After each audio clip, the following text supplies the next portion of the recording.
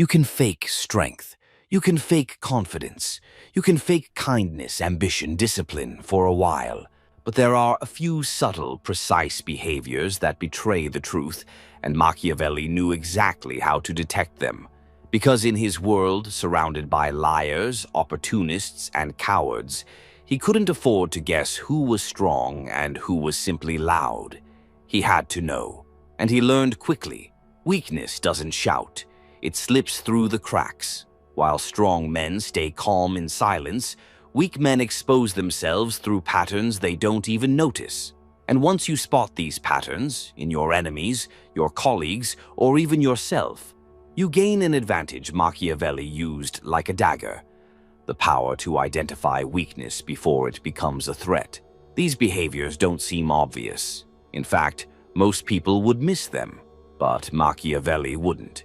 He studied men like a predator studies movement, and he discovered 3 behaviors that instantly give weak men away.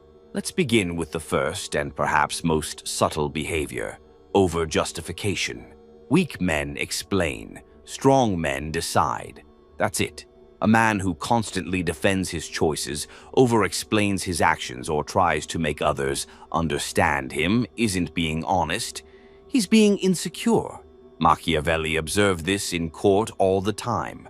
A prince who was confident in his authority spoke little, but a minister, a merchant, a man pretending to be important, he talked constantly. He needed others to agree with his logic so he could feel sure of it himself.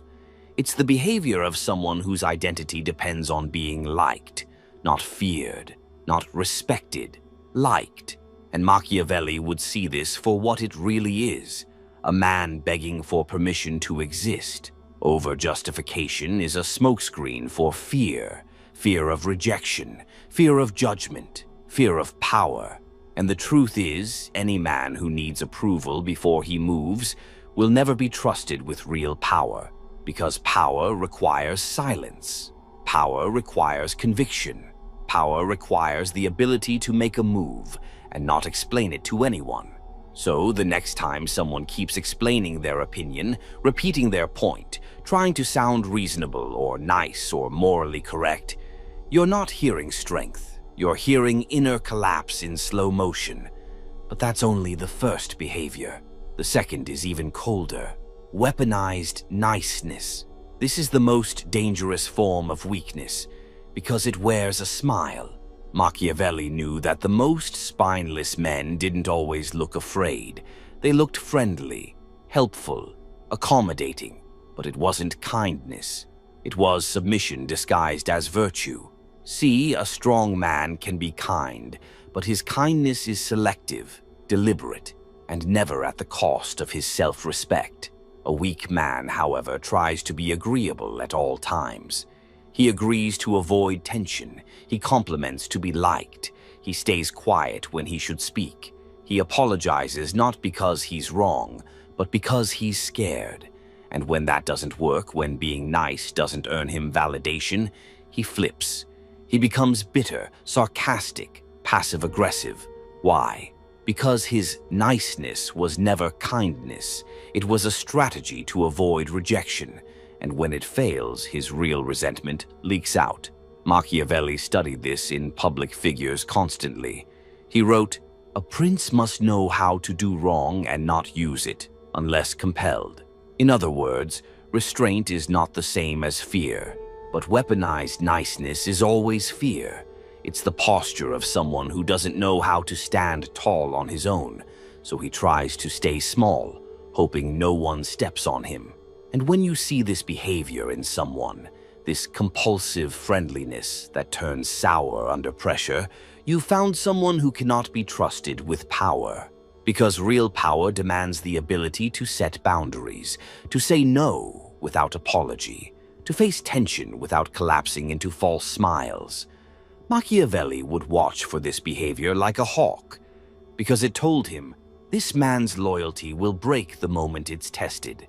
But there's a third behavior, more desperate, more exposed, and utterly humiliating to witness.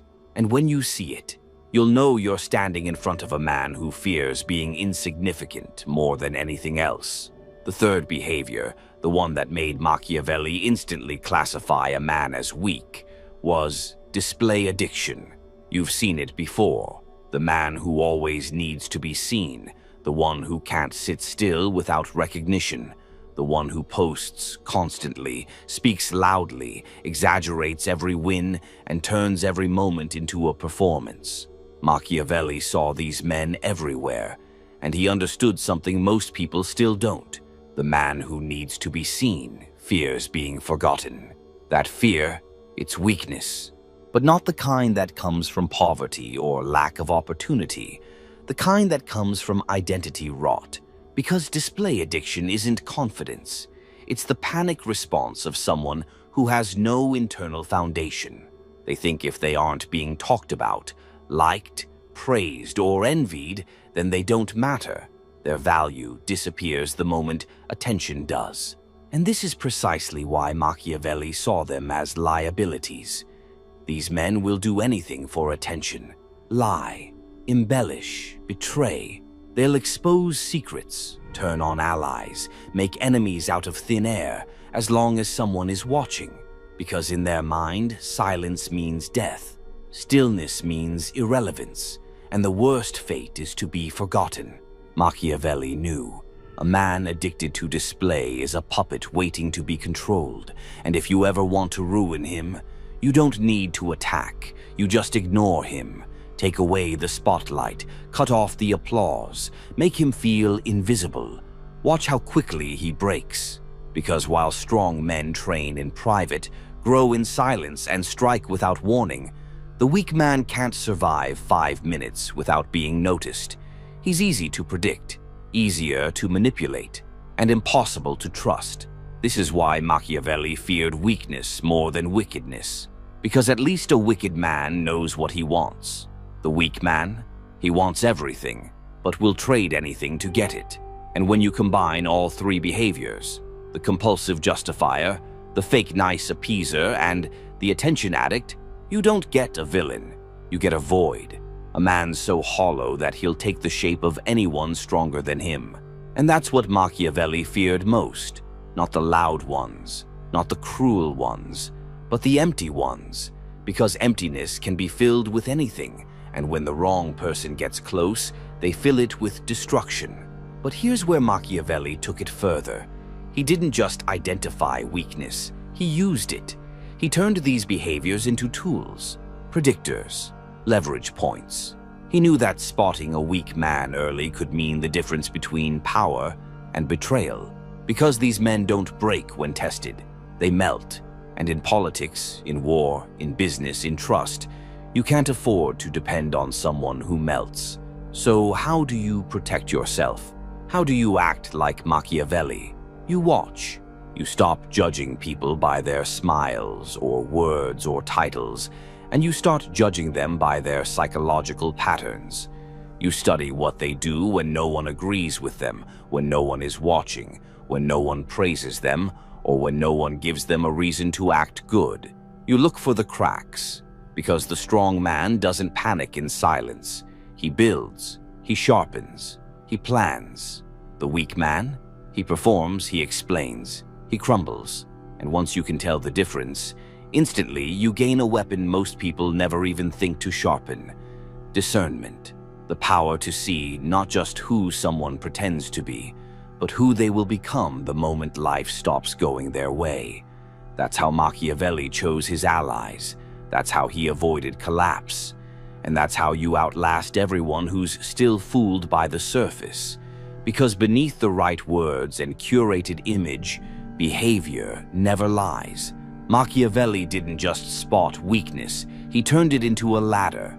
While other men reacted to weakness with frustration or disgust, Machiavelli reacted with strategy.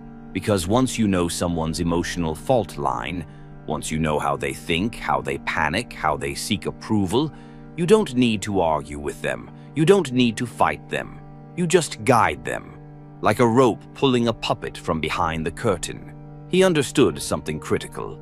The weak man wants to be led. He just doesn't want to feel controlled. So Machiavelli gave them exactly what they wanted. Praise when they felt ignored. agreement when they felt insecure, flattery when they needed validation, not because he respected them, but because he saw how easily they could be shaped. And that's where his true power came from. He didn't rely on strength alone. He didn't force anyone to obey him.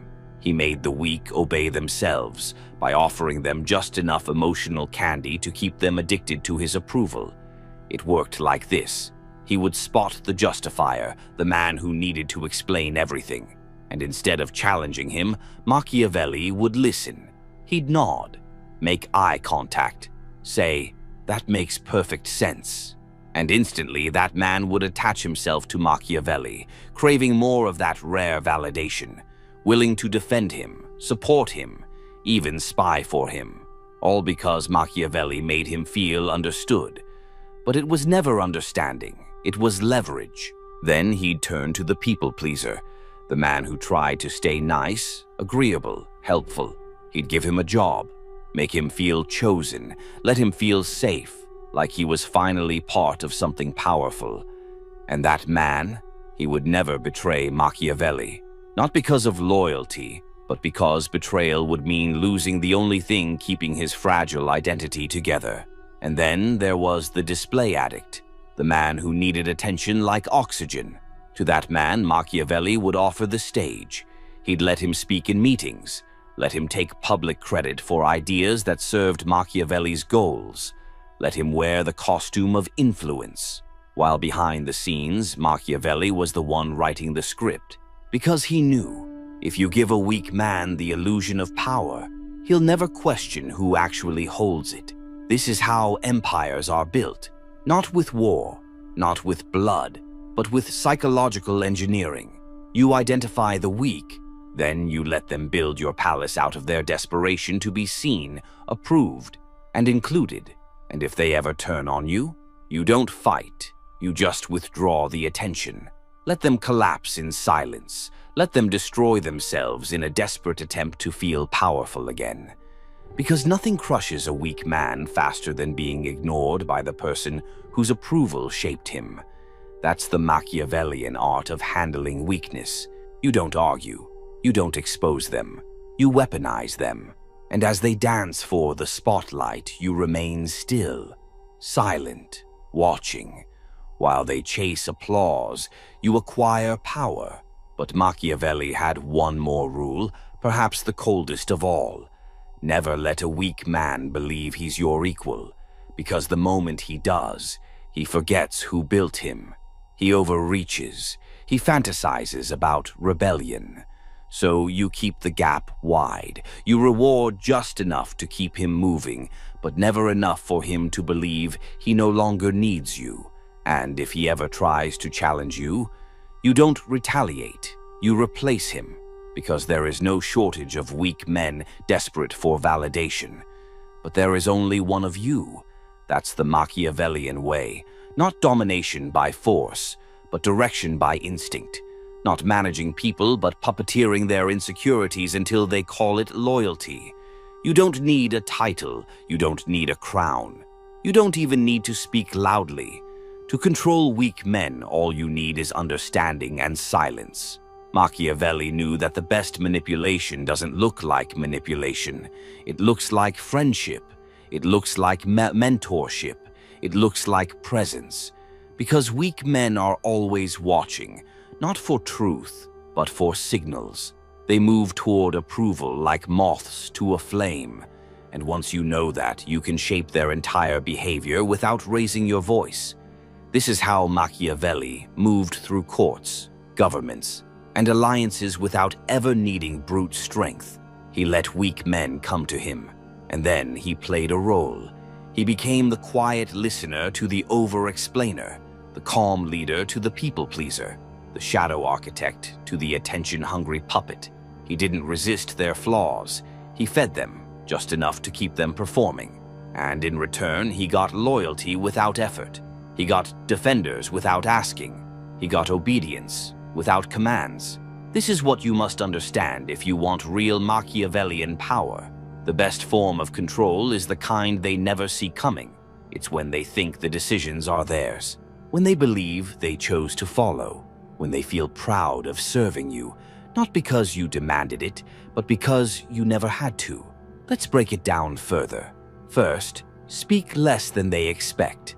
The weaker the man, the more he needs verbal affirmation. So you offer silence, strategic silence. You let them overexpose themselves. You let them talk themselves into guilt, loyalty, admiration. And when you do speak, make your words feel earned. That single compliment, that small nod of approval, that rare piece of advice. It becomes gold in their mind. They chase it. They talk about it.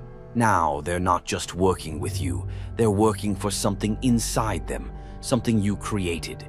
Second, be the calm in their storm. Weak men live in emotional reactivity. They panic when plans shift. They overcorrect when criticized. They spiral when ignored. So you do none of those things. You stay composed.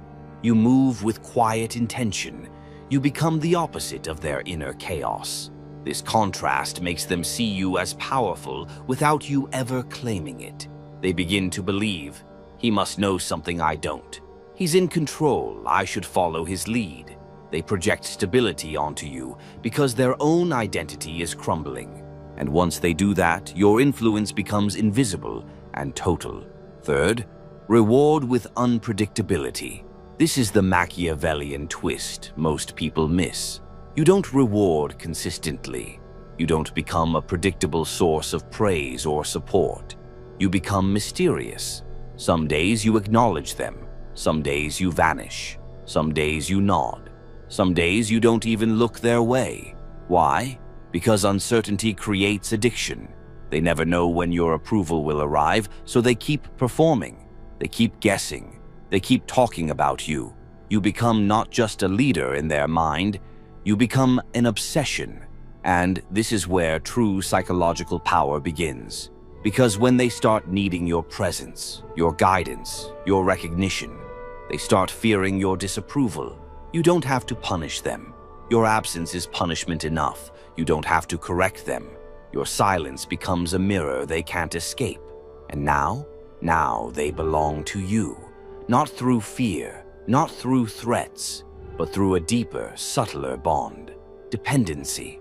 This is the art of identifying weak men and turning them into tools of your rise. And the beauty of it is this: they'll never know. They'll call it admiration. They'll call it respect. They'll believe they chose this path. But you'll know the truth. You saw the cracks. You read the behavior. And while they tried to survive in noise, you rose in silence. Just like Machiavelli. There's one thing Machiavelli feared more than being overthrown by enemies, being betrayed by weakness within himself. He understood something most people still run from. Weakness is not just something you spot in others. It's something you must hunt within yourself every single day, because it doesn't arrive in obvious forms. It sneaks in, through over-explaining, through the need to be liked, through the craving for applause, through the silence you should have filled but didn't, through the apology you gave not because you were wrong, but because you were afraid.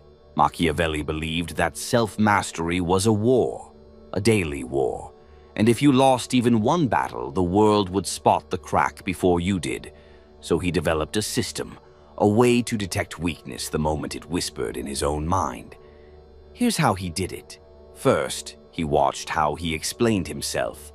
When you're strong, you make decisions. When you're weak, you explain them. Machiavelli trained himself to notice when he started talking too much, when he repeated a point, when he adjusted his message based on the room. Each time he asked himself, is this conviction or a plea for acceptance? And if it was the second, he stopped, because he knew a man who begs for validation forfeits authority. Second, he tested how often he said yes. People think yes is positive, but Machiavelli saw it as dangerous. A weak yes can ruin a kingdom, agreeing to avoid conflict, agreeing to gain favor, agreeing without boundaries. He learned to pause before every agreement and ask, would I say yes if I didn't fear losing their approval? If the answer was no, he declined. No apology, no excuse. Because the moment your word loses weight, you lose power, even in your own eyes. Third, he measured how silence felt. Weak men hate silence. They rush to fill it. They joke, they compliment, they explain, because silence reveals the truth. But Machiavelli made silence his weapon. He practiced it in rooms full of noise. He measured his comfort inside it, and when it felt tense, he leaned into it. Why? Because silence, when mastered, becomes presence, and presence, when mastered, becomes intimidation without intention. Fourth, he resisted unnecessary exposure. The weak man always wants to be seen. The strong man, he chooses when. Machiavelli practiced invisibility. He watched others chase the spotlight. He stayed in the shadows until every piece was in position. And then, when he finally moved, it wasn't seen as progress. It was seen as arrival. He didn't build anticipation through announcements. He built it through absence. So when he spoke, when he acted, when he made his presence known, people stopped moving. That was no accident. It was trained, refined, engineered. He removed every trace of weak behavior in himself before the world ever had the chance to use it against him. Because Machiavelli didn't just play offense. He closed the doors that others could use to break him later. And that's what most people fail to do. They try to look powerful, but they never ask themselves, do I chase praise? Do I fear rejection? Do I speak to be heard or to be agreed with? Do I need people to like me before I lead them? Do I explain when silence would have been stronger? These questions don't just reveal weakness, they reveal your limits. And once you spot them, you have two options. Feed them and stay where you are. Kill them and become something the world cannot ignore. Because in the Machiavellian world, you don't get punished for being evil. You get punished for being predictable, emotional, weak. So you strip it out, bit by bit, word by word, decision by decision, until one day you speak and people freeze. You move and people adjust. You lead, and no one questions how you got there. Because they won't see a man trying to look strong. They'll see a man who's been forged in silence. Respect isn't demanded. It's not asked for. And it's definitely not begged for. It's engineered. And Machiavelli knew the blueprint. He understood that the highest form of respect, the kind that doesn't fade in your absence, the kind that silences a room before you speak, comes from one thing: mastery over what weak men fear most. See, weak men fear discomfort. They fear being misunderstood. They fear being disliked. They fear standing alone in a room full of noise. But the Machiavellian man, he embraces it. He doesn't run from tension. He walks into it. He doesn't collapse under judgment. He sharpens under it. Because when you kill the instinct to justify, when you stop seeking applause, when you remove every trace of fear-driven behavior, you become something alien to the average man, something unsettling, something untouchable. And that's exactly why people begin to respect you, not because you speak louder, not because you seem nice, but because you reveal nothing, and that terrifies them. It's human nature. We fear what we cannot figure out. So when you walk into a room and don't need to prove anything, when you hold your posture while others flinch, when your silence feels heavier than their best words, you change the dynamic. You don't chase respect. You become the source of it. People begin to shift their tone around you. They speak more carefully. They measure their words because they don't want to be seen as weak in your presence. Why? Because you've mastered what they haven't. You've killed the need for constant validation. You've silenced the voice that craves attention. You've made peace with your own solitude, which makes your approval incredibly rare. And rare things are always valuable. This is the final Machiavellian tactic. Make your respect expensive. Don't give it easily. Don't flatter casually. Don't smile for free. Make them earn it. Because once they realize you aren't moved by charm, by pressure, by popularity, they'll adjust to your standard. They'll rise to it, or they'll disappear. And either way, you win. You either gain stronger allies or expose the ones too weak to walk beside you. This is how you rule, not with power you shout about, but with power that's felt. The kind that makes people ask, why does he make me uncomfortable? Why do I care what he thinks of me? What does he see that I don't? That's not intimidation. That's presence. And presence is built by removing every behavior that exposes weakness in them and in yourself. Because once you've done that, once you've purified your speech, refined your silence, and made your identity unshakable, you become what Machiavelli admired most. A man who doesn't just command respect. He doesn't give them a choice. Not through cruelty, not through fear, but through sheer, undeniable calibration. You've become the standard they measure against, the mirror that reflects their insecurities, the quiet reminder that strength never needs to introduce itself. So let the weak reveal themselves. Let them talk. Let them seek attention. Let them chase comfort.